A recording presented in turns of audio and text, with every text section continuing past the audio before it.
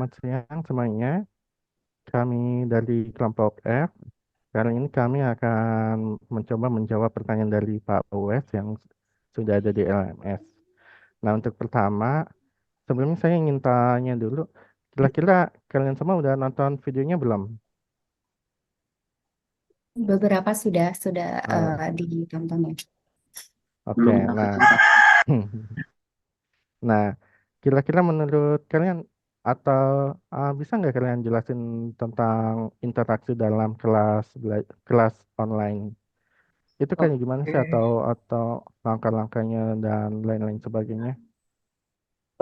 Kalau menurut pemahaman Ibnu, secara singkat saja ya Mas. Jadi interaktif online learning itu kayak metode pembelajaran daring yang secara khusus itu menekankan interaksi aktif gitu Mas, antara peserta didik dengan materi pembelajaran, pengajaran, dan sesama peserta didik. Barangkali Bapak Ibu di sini ada yang memiliki lagi definisi lain atau serupa tapi tak sama.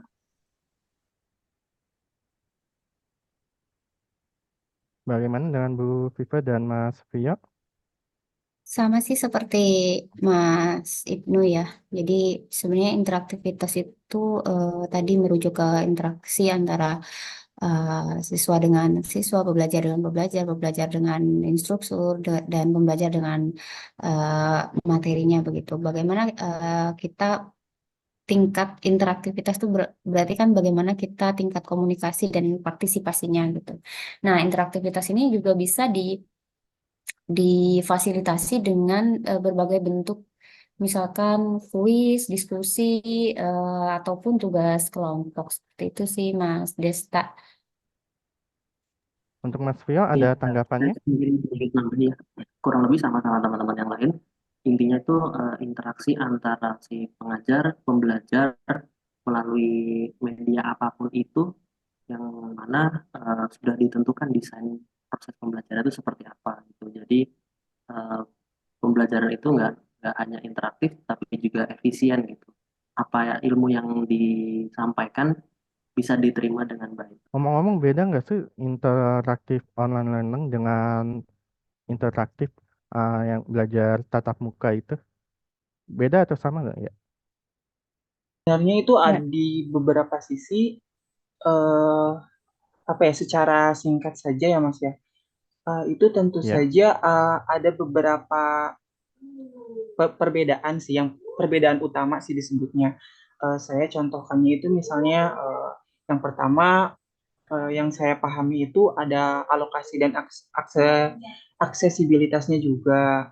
Terus ada interaksinya berbeda. Terus fleksibilitas waktunya juga beda.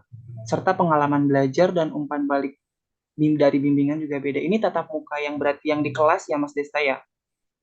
Iya betul, tatap Nah, muka itu di kelas. menurut saya sih itu barangkali ada tambahan dari Ibu Kofifa atau Mas Vio.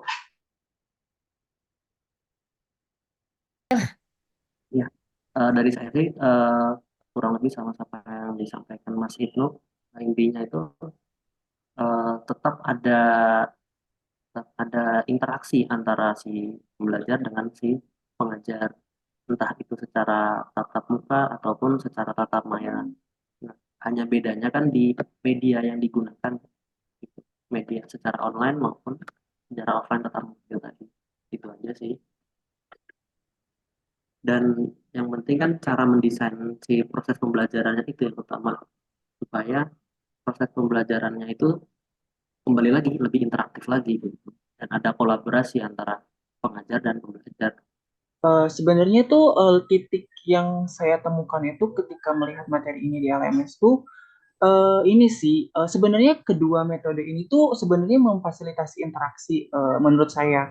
Tetapi di sini tatap muka itu cenderung lebih langsung gitu Mas dan pribadi. Jadi interaktif online learning itu bergantung pada jadi seperti teknologi di forum, diskusi chat atau video call untuk interaksi yang apa ya, yang bisa kurang spontan dibandingkan dengan interaksi tatap muka. Yang saya pahami sih itu sih Mas.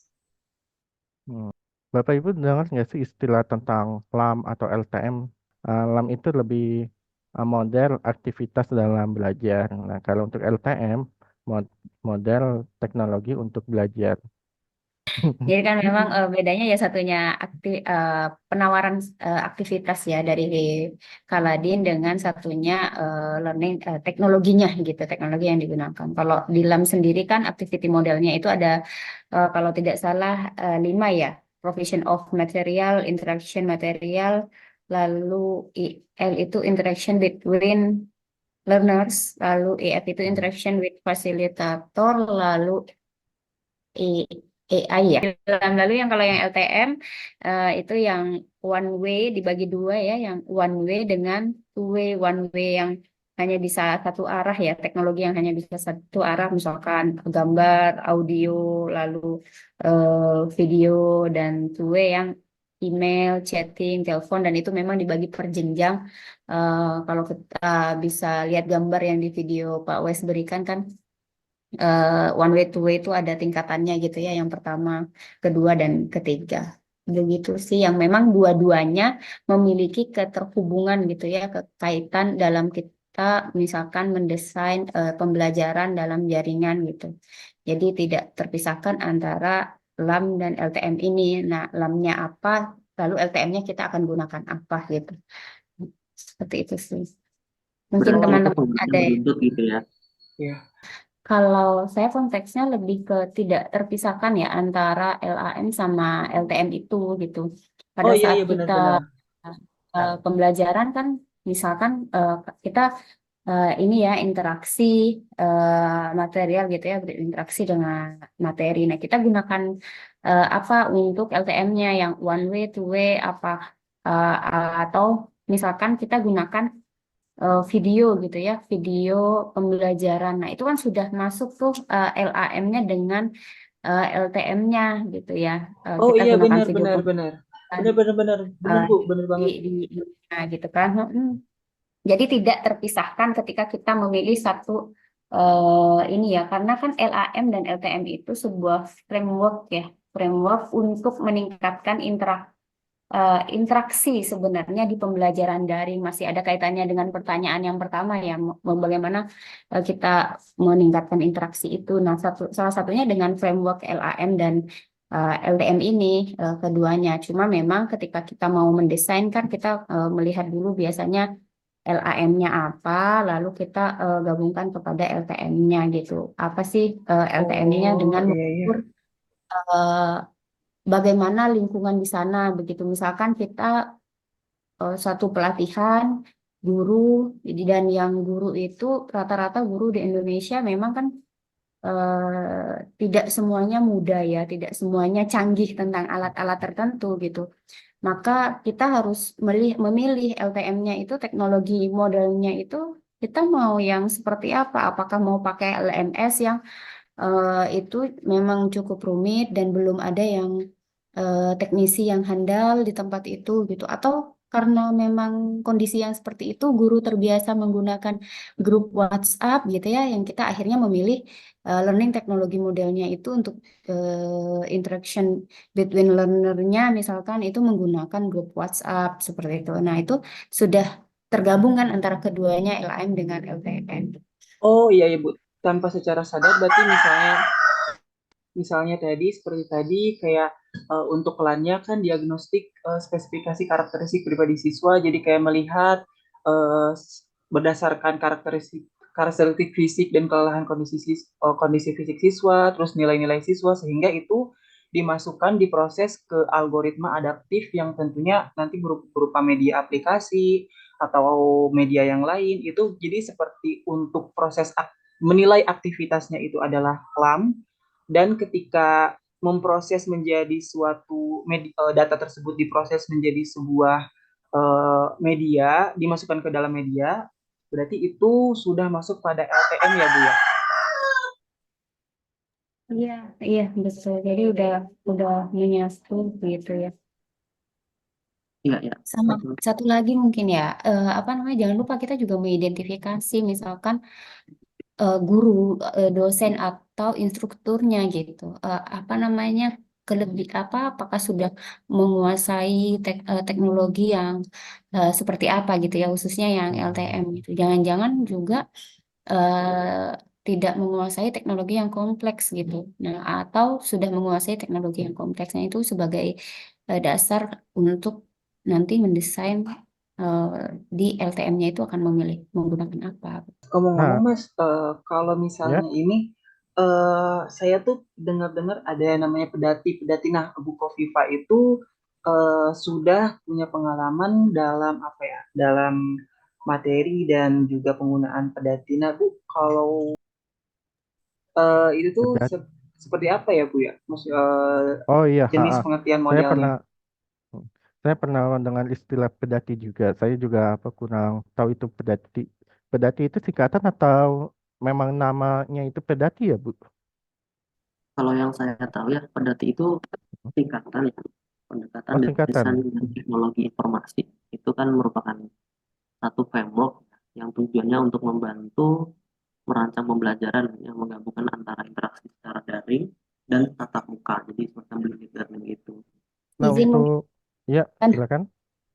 yang pedati ini kan sebuah model ya sebenarnya ketika merancang sebuah pembelajaran desain atau model desain sistem pembelajaran blended gitu. Jadi dinamakan pedati. Nah, pedati ini sebuah akronim dari kata-kata pe itu pelajari, lalu dalami dan terapkan dan evaluasi. Nah, jadilah pedati. Pelajari, dalami, terapkan dan evaluasi begitu. Jadi ada sebuah alur di sana dari mempelajari dulu kita siswa ya, siswa diminta untuk mempelajari materi seperti membaca melalui teks atau melihat atau memperhatikan sebuah video, lalu menonton begitu ya, menonton video atau mencoba atau menonton sebuah animasi begitu. Nah, lalu Hmm. selanjutnya dari mempelajari itu diminta untuk mendalami. Seorang peserta didik itu diminta untuk mendalami ini DA-nya ya kan peda. Nah, dalami ini biasanya memperdalam apa yang sudah dipelajari dari mulai forum diskusi, dari diskusi di seperti kita yang kita lakukan saat ini ya. Mungkin kita ini saat ini nih sedang mendalami gitu. Apa itu sih Hmm. pedati, apa sih itu LAM, apa itu LTM gitu. Nah, setelah itu baru terapkan. Nah, T-nya itu terapkan. Jadi mencoba menerapkan dengan mengerjakan berbagai tugas yang biasanya itu diberikan secara daring atau online assignment ya kalau di video dari Pak Wes berikan. Terus selanjutnya evaluasi. Nah, ini yang evaluasinya memang menggunakan sistem si asinkronus ya kalau tidak salah gitu di evaluasinya. Mungkin LMS begitu ada dua hal yang saya sadari. Jadi ada pedati yang parsial gitu, ada yang terpadu. Nah, parsial ini dalam konteksnya mungkin lebih ke teknologinya ya. Jadi pelajari, dalami, terapkan dan evaluasi itu benar-benar menggunakan teknologi yang misalkan Memadai. WhatsApp gitu, email atau Hangouts atau Telegram. Jadi semuanya itu pakai itu gitu, masih parsial. Nah, kalau yang di terpadu itu sudah menggunakan LMS gitu ya, sudah pakai dalam satu sistem. Jadi pelajarinya di sana, nanti juga dalaminya di sana gitu ya. Kita kalau yang parsial mungkin kita diskusinya menggunakan grup WhatsApp, tapi kalau yang dalami di terpadu kita sudah menggunakan diskusi di LMS gitu ya. Kesimpulannya dari pemahaman saya tuh dari ketiga soal yang diberikan Pak UAS itu sebetulnya eh, dari model dari LTM, LAM dan pedati ini bagaimana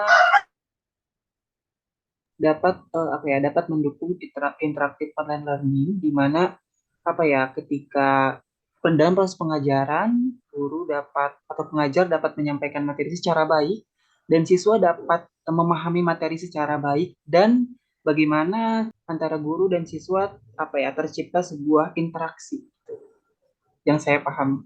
Ya, semuanya kita sudah paham maksud dari Pak Wes itu bagaimana. Tujuannya apa? Inti tujuannya kita mempelajari interaksi dalam kelas online atau kelas dalam jaringan. Untuk sesi ini mungkin akan saya tutup. Ya, sekian dari saya. Terima kasih. Ya, Itu oke, untuk Mas. dah. Ya, ah, Assalamualaikum. ya, waalaikumsalam. Assalamualaikum semuanya.